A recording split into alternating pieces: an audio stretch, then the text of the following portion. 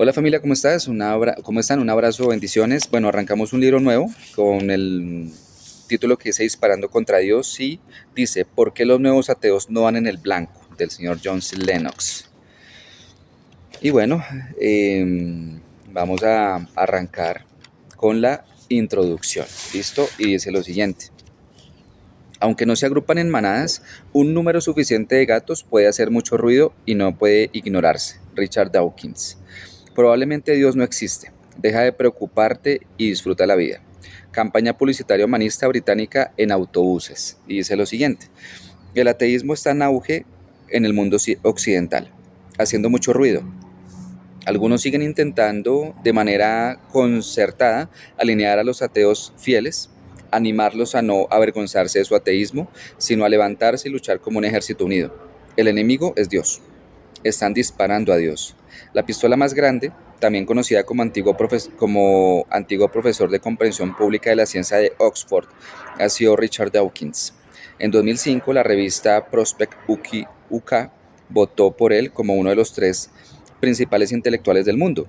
Su libro El espejismo de Dios, publicado en 2006, ha encabezado las listas de ventas con más de 2 millones de copias vendidas tan solo en inglés. Sin embargo, en la actualidad existe una pistola aún más grande en lo que a las credenciales científicas se refiere.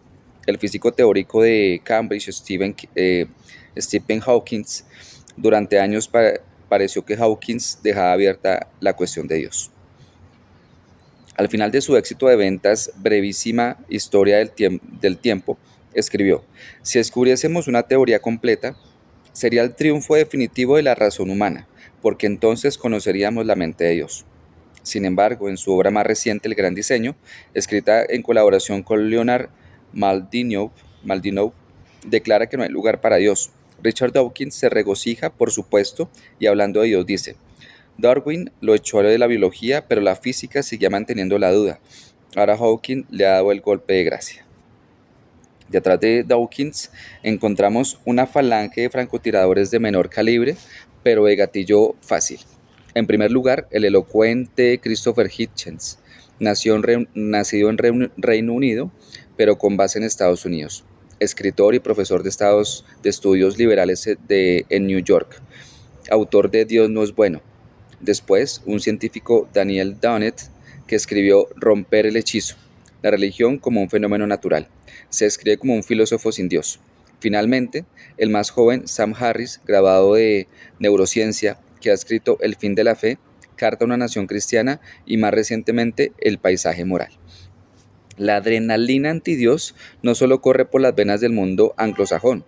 En Francia, el activista más prominente es, como era de esperar, un filósofo y no un científico. Se trata del prolífico autor Michael Onfray, que ha escrito tratado de teología, vestido de negro de pies a cabeza. Se dirige habitualmente a grandes multitudes de atentos oyentes. En Italia, el matemático Pier Giorgio Odifredi ha despertado controversias con su ensayo ¿Por qué no podemos ser cristianos y menos aún católicos? El Vaticano no está nada contento con su parodia de la bendición latina, en la que sustituye a la Trinidad por Pitágoras, Arquímedes y Newton. Dawkins espera poder orquestar un reavivamiento del ateísmo, aunque siente que la tarea es tan complicada como la proverbial reunión de gatos. Incluso aunque no pueda juntarse en una manada, un número suficiente de gatos puede hacer mucho ruido y es difícil de ignorar. Él, como pastor en jefe de los gatos, y sus colegas sin duda, están mostrando cómo hacer mucho ruido. Ahora bien, que dicho ruido puede traducirse en un lenguaje inteligible es otro asunto totalmente diferente. Uno de sus intentos de dar a conocer su mensaje es anunciándolo en la parte lateral de los autobuses. Durante un tiempo los autobuses fueron el medio que difundía el mensaje ateo. Circulaban por las principales ciudades británicas con un mensaje destacadamente decepcionante. Probablemente Dios no existe. Deja de preocuparte y disfruta la vida. Aparte del de una cerveza muy conocida, existen pocos anuncios que contengan la palabra probablemente. Después de todo, podemos imaginarnos atraídos por anuncios como esta medicina probablemente no tenga efectos secundarios, este banco probablemente no se arruine, este aún probablemente le lleve a su destino. No obstante, Richard Dawkins estuvo dispuesto a ayudar a financiar la campaña de su propio bolsillo. Para no ser menos, los ateos alemanes, tras no conseguir permiso de las autoridades locales para llevar a cabo una campaña parecida en los autobuses públicos, alquilaron uno con el fin de que llevase el mensaje. En un grandioso estilo teutón, anunciada cuidadosamente: Dios no existe. La probabilidad es ya una certeza. Una vía realizada no necesita fe. Mientras el autobús circulaba por Alemania, otro empezó a hacerle sombra, parecido, alquilado esta vez por cristianos, con más modestia. Simplemente planteaba una pregunta: ¿y qué pasa si él existe? Los medios se deleitaban con la visión de ambos vehículos, aparcados uno al lado del otro, ciudad tras ciudad. El resultado, el resultado neto: Dios estaba firmemente en la orden del día. Imagino que la palabra probablemente bien pudo haberse incluido por razones legales, para evitar un enjuiciamiento bajo la legislación de la descripción comercial.